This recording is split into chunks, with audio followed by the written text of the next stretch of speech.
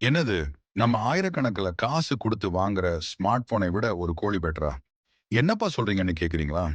இந்த வீடியோவ பாருங்க உங்களுக்கே புரியும். இந்த கோழிய தூக்கி எப்படி எல்லாம் ஆட்டுறாங்க பாத்தீங்களா?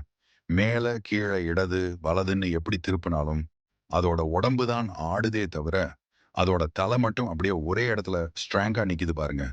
இன்னைக்கு இருக்கிற பெரிய பெரிய ஹைடெக் கேமரா ஸ்டெபிலைசரே இதோட தலைக்கு முன்னாடி தோத்துரும் போல. இது ஏன்னு தெரியுமா?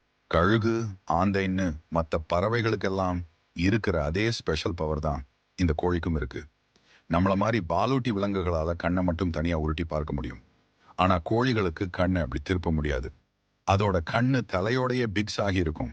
அதனால கோழிங்க ஒரு இடத்த குறி வச்சு பார்க்கும்போது, உடம்பு நகர்ந்தாலும் பார்வை மாறாம இருக்கணுங்கிறதுக்காக, அதோட தலைய ஒரே இடத்துல ஸ்டெடியா வச்சுக்குது.